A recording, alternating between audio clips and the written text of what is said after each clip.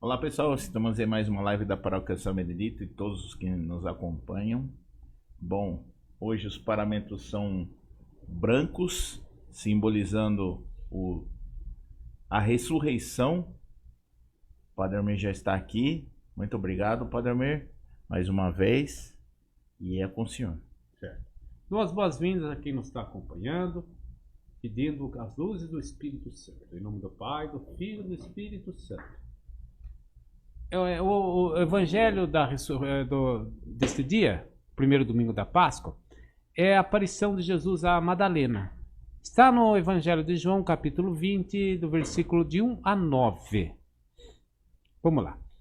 Eu vou lendo e vou comentando. No primeiro dia que se seguia ao sábado, portanto domingo, é um dado importante porque os cristãos, desde o começo, deixaram de guardar o sábado e passaram a guardar o domingo, porque o domingo é o dia da ressurreição de Jesus. Então não tem mais sentido você ficar guardando o sábado, que é a antiga aliança, é o dia do descanso divino da criação do mundo, sendo que a nova criação se dá com a ressurreição de Jesus. Então é o dia sem ocaso do que fala o Apocalipse. Então o domingo, o dia da ressurreição. Agora, Maria Madalena foi ao sepulcro de manhã cedo. Ela é exemplo ela aparece como aquela alma que mística, apaixonada pelo Senhor, que vai mais cedo que os outros, que levanta cedo. Recorda um pouquinho o Cântico dos Cânticos aqui, né? Falando do seu amor que ela tem por Jesus muito grande. Mas aqui eu gostaria de fazer um parêntese interessante. Não sei se vocês já repararam para pensar que a ressurreição de Jesus é de fato um fato histórico. Por diversas razões aqui que é narrada na Bíblia. Aqui fala só de Maria Madalena. Mas você sabe que ninguém acreditava na ressurreição de Jesus? Ela surpreendeu a todos. Fato é este que ninguém acreditava, é que as mulheres foram embalsamar o corpo de Jesus porque ele foi enterrado às pressas no sábado. Sábado não se pode fazer nada, não se pode trabalhar segundo o costume judaico. Então eles esperaram o pôr do sol no sábado. No domingo, então, eles foram ungir o corpo de Jesus. Então, veja, eles foram atrás de um defunto e foram surpreendidos com a ressurreição. Os discípulos não acreditavam também que Jesus ia ressuscitar. Ela surpreendeu a todos, porque ficaram assustados quando vem a notícia de Maria Madalena a eles que o sepulcro estava vazio, né? Quer dizer, vamos lá. Esse manhã cedo tem um sentido da vigilância, da pessoa que está zelosa com seu amor a Jesus, coloca Jesus em primeiro lugar. Esse sentido simbólico da narrativa. Então ela viu a pedra removida do sepulcro. Gente, aqui é outra prova da ressurreição de Jesus. Quem vai contar uma mentira vai dourar a pílula, né, para que ela seja convincente. O fato de falar que a pedra está removida dá a entender que o sepulcro foi aberto.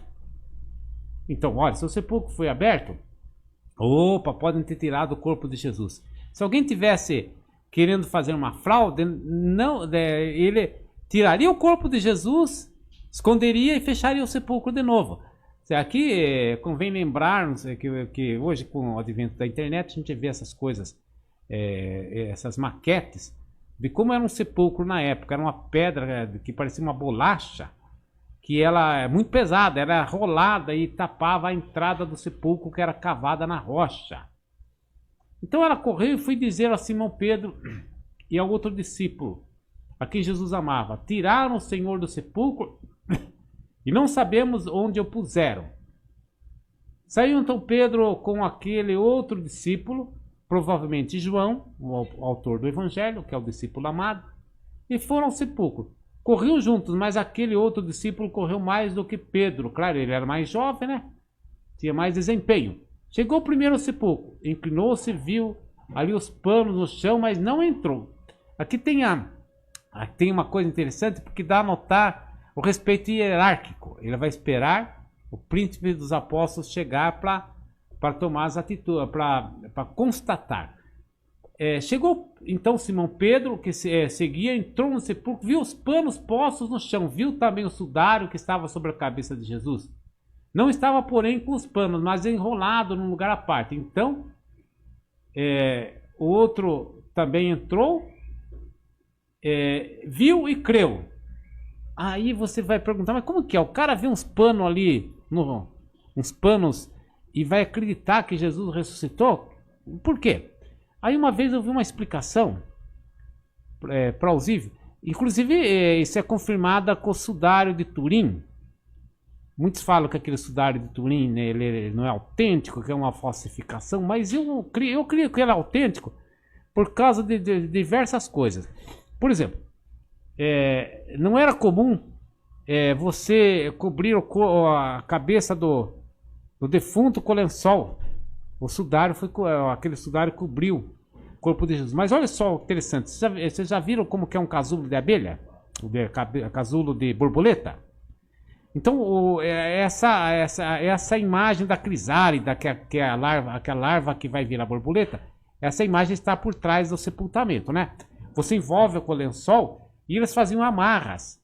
Amarras ali no sudário de Turim, tem uma amarra no tornozelo, uma amarra na altura do pescoço, uma na altura da cintura, tem umas amarras ali no texto.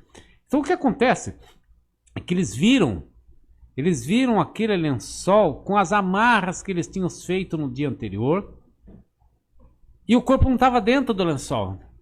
Estava murchinho na pedra. Essa explicação eu vi quando li um material falando sobre o sudário de Turim.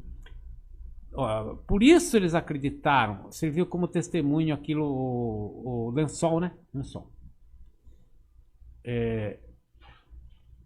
Em verdade, ainda não haviam entendido a escritura, segundo a qual devia Jesus ressuscitar dentre os mortos. Os discípulos então voltaram. Vejam, primeiro vem a ressurreição de Jesus, foi um fato histórico que surpreendeu a todos. Depois é que eles foram encaixando. Mas Jesus já falou isso. Tem lá um salmo lá de Davi já falando isso aqui. Tem mais no Antigo Testamento Moisés falando isso aqui. Depois é que vem o entendimento teológico sobre esse fato histórico. Porque muitas pessoas não acreditam na ressurreição de Jesus porque acham que ela foi uma coisa inventada e tal, né? Criada assim, porque hoje em dia tem tanta fraude religiosa, tem gente que engana os outros aí, falando coisas que... fazendo o charlatanismo, enganando as pessoas. Só que veja só, pelo que dá no Evangelho, a ressurreição de Jesus surpreendeu todos. Ninguém não foi. Eles acreditavam. Como aquele dia quando Jesus foi ressuscitar Lázaro, Marta disse para Jesus: eu sei que o meu irmão vai ressuscitar na ressurreição que vai haver no último dia. Então eles esperavam que Jesus ia ressuscitar. Mas lá no final dos tempos, não. A ressurreição imediata de Jesus foi um fato inesperado e que surpreendeu a todos. Essa então é que eu acho que é interessante a gente notarmos sobre o texto. Então aí termina o texto. Padre Almir, a ressurreição de Lázaro, ela aconteceu no quarto dia, né? Certo. Quarto dia o corpo já está bem deteriorado. Pois e a crença antiga é que no quarto dia não tem mais jeito. A alma se separa do corpo e não tem jeito mais mesmo. É o final do final. Então tá coisa que mais lacrar. A pessoa morreu e está confirmada a mesma morte. Então, só Deus mesmo que só Deus. Bom, esse esse daí o ícone mais importante da ressurreição, que ele chama Anastasis, que é descida aos infernos. Nós no creio recitamos assim: desceu à mansão dos mortos. Ressuscitou ao terceiro dia. Olha que bonito esse ícone. Antes de Jesus aparecer ressuscitado aqui na terra, ele desce aos infernos, onde ele arrebenta as portas dos infernos. Lá a porta arrebentada em forma de cruz, ele pisando em cima. Lá estão os ferrolhos da porta, tudo espalhado. Ele vai resgatar os patriarcas. Ali no caso ele está puxando de um lado Adão, do outro lado está puxando Eva. E lá está os santos do Antigo Testamento. Lá tem Davi, tem Salomão, tem João Batista. E isso que é bonito, porque Deus primeiro arrebenta com o inferno para depois aparecer na terra. Isso daí a gente reza no CRI e às vezes nem percebe vamos dizer assim, a profundidade desse artigo de fé. Vamos lá. O céu, as portas do céu estavam fechadas até ali, né? Isso, só que aí é a porta do inferno. Esse texto fala. A porta do céu aí é expressa de uma outra maneira. Se você vê atrás do Cristo, você vê, chama um formato de noz, de amêndoa, chama-se mandorla, e azul. Como se você estivesse buscando eles. Você entra na outra dimensão, né? Ah, que legal. E São Pedro é o que tem a chave mesmo?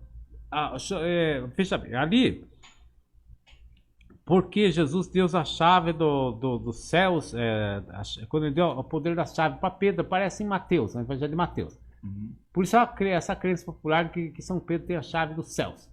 Mas não é bem isso, né? Na verdade, os exegetas dizem que tinha o hábito de quando alguma autoridade chegava na cidade, dava a chave da cidade para aquela pessoa. Então, é o poder de governar a igreja enquanto instituição que foi dada a Pedro. Tem mais algum? Só esse, né? É só esse, Padre Mãe. Esse é o ícone mais importante. Está escrito lá em grego, anástesis. É com C-I-C no final. Né? Porque é grego, né? A grafia E o H primeiro lá? É o artigo. Na verdade, ele tá. É o E longo. O grego tem o E longo, eta. Só isso, Padre Mãe. Então, agradeço a vocês que nos acompanharam e peço ao Senhor que nos abençoe. Pai, Filho e Espírito Santo. Amém.